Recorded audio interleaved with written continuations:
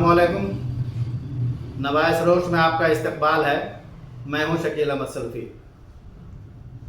अगर ये ख़बर सही है तो इंतहाई तशवीशनाक है। ख़बर गुजरात पुलिस के स्टेट इंटेलिजेंस ब्यूरो के एक SOP के हवाले से है। मारूफ human right activist Shabnam Hashmi का कहना है कि उनके पास स्टेट इंटेलिजेंस ब्यूरो का एक SOP है जिसमें एंटी रेडिकलाइजेशन सेल के क़याम का खाका पेश किया गया है। रेडिकलाइजेशन का मतलब होता है कि कोई फ़र्द या कोई ग्रुप, कोई ग्रोह जो तयशुदा किसी मुल्क का सियासी या समाजी सिस्टम है, बुनियादी तौर पर उसके ख़िलाफ़ हो और उसके ख़िलाफ़ ही नहीं हो बल्कि उसके लिए वो इंतहा पसंदी का रास्ता इख्तियार करता हो। ये दरअसल शहरियों के तहफ़्फ़ुज़ के लिहाज से या फिर जो नेशनल सिक्योरिटी है, मुल्क का तहफ़्फ़ुज़ है, उसके लिहाज से इस तरीके के इक़दाम किए जाते हैं और ये हुकूमत की ज़िम्मेदारी भी है और उसका हक़ भी है कि उसके लिए कुछ कानून बनाए, कुछ तरीक़ेकार वज़ा करे। लेकिन तो सवाल ये है कि इसमें तशवीश की बात क्या है? तशवीश की बात ये है कि इसमें जो पहचान बताई गई है या जो रेडिकलाइजेशन का इंडिकेटर है, उसमें टोपी है, उसमें नकाब है, उसमें जो मजहबी कलमात इस्तेमाल करते हैं, जैसे जो इस्लामिक ग्रीटिंग्स होती हैं, अस्सलाम वालेकुम या सुभान अल्लाह, माशा अल्लाह, या मस्जिद में जो रमज़ान में एतकाफ़ करते हैं, ऐसे लोगों को इसके दायरे में लाया गया है। गोया वो सस्पेक्टेड लोग हैं और उनकी निगरानी होनी चाहिए। उनको रेडिकलाइज माना जा सकता है, उनको रेडिकलाइज समझा जा सकता है। इसी तरीके से मदारिस में जितने उलमा हैं, जो भी मौलाना हैं, जो मौलवी हजरात हैं, जो पढ़ाते हैं, वो भी इसमें निगरानी के दायरे में आते हैं। तो यही सबसे ख़तरनाक पहलू है इसका। सवाल ये है कि क्या किसी की मजहबी शनाख्त या उसकी इबादत की बुनियाद पर उसको सस्पेक्टेड या मुश्तबह समझा जा सकता है? इसकी इजाज़त कौन देता है? क्या कानून इसकी इजाज़त देता है? कानून तो ये कहता है कि हर शहरी कानून के सामने मसावी है। एक जमहूरी रियासत और एक पुलिस स्टेट में फ़र्क ये होता है कि जमहूरी रियासत में सबूत, किसी के इनफरादी अमल और जो कानूनी तरीक़ेकार है उसका इस्तेमाल किया जाता है। किसी को सिर्फ उसकी मजहबी या नस्ली शनाख्त की बुनियाद पर कुछ नहीं किया जा सकता है। अगर किसी शहरी को सिर्फ मजहबी शनाख्त या इबादत की बुनियाद पर मुश्तबह समझा जाने लगे तो आइन की कई दफ़ा ज़ेर बहस आती है। मसलन आर्टिकल 14 है, आर्टिकल दफ़ा 14, जो तमाम शहरियों को कानून के सामने मसावत देता है। आर्टिकल 19 इज़हार राय की आज़ादी या फ्रीडम ऑफ एक्सप्रेशन की ज़मानत देता है। इसी तरीके से आर्टिकल 21 है, तो ज़िंदगी और शख्सी आज़ादी का तहफ़्फ़ुज़ करता है। और इसी बुनियाद पे, यानी इसी आर्टिकल 21 की बुनियाद पर सुप्रीम कोर्ट ने हक़ राज़दारी या राइट टू प्राइवेसी को फंडामेंटल राइट या बुनियादी हक़ करार दिया है।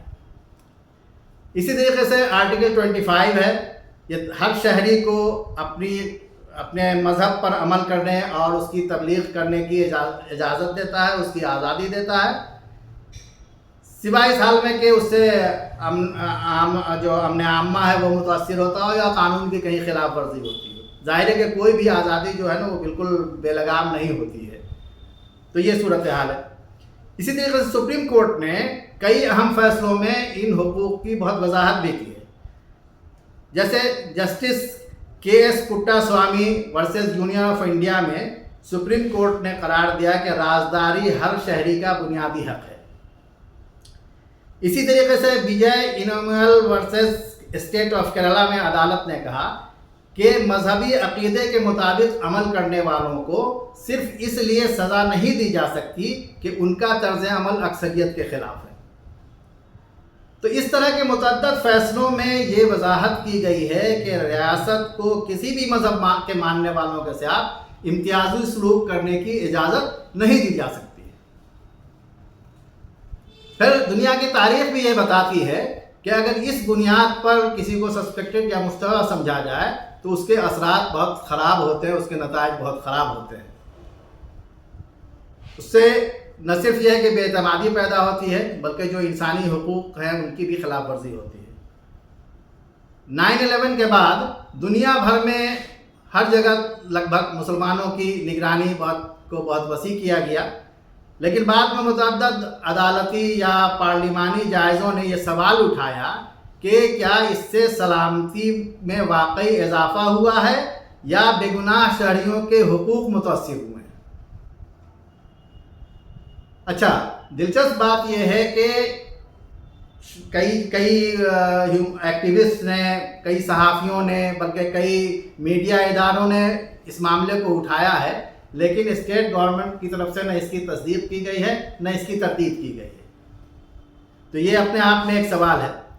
تو اگر مان لیا جائے کہ یہ دستاویز، یہ SOP درست ہے، تو کیا واقعی مذہب کی بنیاد پر کسی کی نگرانی کی جائے گی؟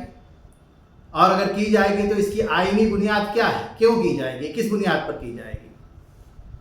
اور اگر یہ غلط ہے تو تب بھی سوال پیدا ہوتا ہے کہ اگر یہ غلط ہے تو یہ حکومت کی ذمہ داری ہے کہ اس کی وضاحت کرے اور افواہ پھیلانے والوں کے خلاف کارروائی کرے، کیونکہ افواہ اور خوف اور بے اعتمادی کی فضا پیدا ہو رہی ہے، اور اس کو روکنا بھی حکومت کی ذمہ داری ہے۔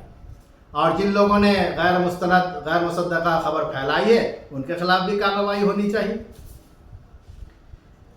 ایسے حساس معاملات میں میڈیا کا بھی فرض ہے کہ وہ ایمانداری سے کام کرے، لیکن مشکل یہ ہے کہ میڈیا سے ایمانداری کی توقع کرنا، جو خاص طور سے منسٹری میڈیا، اس سے ایمانداری کی توقع کرنا فضول ہے۔ اس کے پاس تو ایسے ہتھیار ہوتے ہیں کہ کسی بھی شریف آدمی کو میڈیا ٹرائل کے ذریعے مجرم قرار دے دے۔ لیکن بہرحال ایماندار میڈیا کا تقاضا یہ ہے کہ وہ ثبوت، تحقیق، سوال اور غیر جانبداری کا خیال رکھے۔ پھر سوال وہی ہے کہ کیا کسی شہری کی داڑھی، نقاب، اعتکاف، مذہبی لباس اسے مشتبہ بنا سکتی ہے؟ یہ بہت بڑا سوال ہے، کیونکہ ہندوستان کی آئین کا بنیادی تصور یہ ہے کہ قانون کسی شخص کے عقیدے پر نہیں بلکہ اس کے عمل پر فیصلہ کرتا ہے۔ اگر ہم اس اصول کی حفاظت نہیں کریں گے تو اس کا نقصان کسی ایک طبقے کو نہیں ہوگا بلکہ اس کا نقصان پورے ملک کو ہوگا۔ یہ بہت خطرناک ٹرینڈ شروع ہو رہا ہے جس میں مذہب کی بنیاد پر فیصلے کیے جاتے ہیں، مذہب کی بنیاد پر کسی پر بھی کوئی الزام لگایا جا سکتا ہے۔ تو یہ بہت خطرناک ٹرینڈ چل رہا ہے۔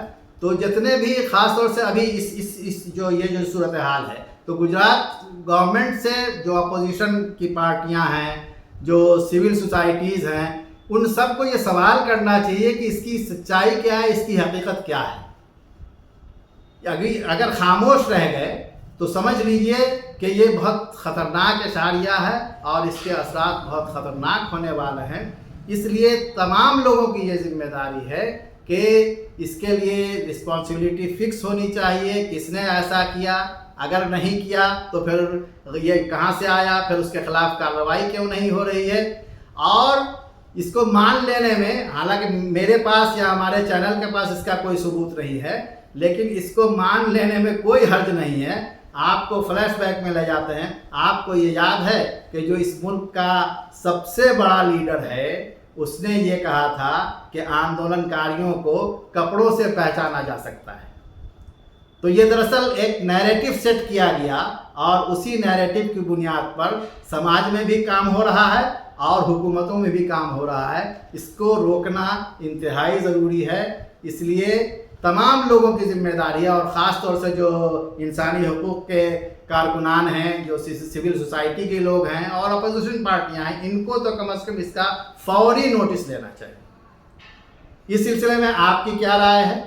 آپ ہمیں اپنی رائے سے ضرور آگاہ کیجیے گا، اور اگر یہ ویڈیو آپ کو پسند آیا ہے تو اس کو لائک اور شیئر کر دیجیے گا، اور ہمارے چینل کو اگر سبسکرائب نہیں کیا ہے تو اس کو سبسکرائب بھی کر لیجیے گا۔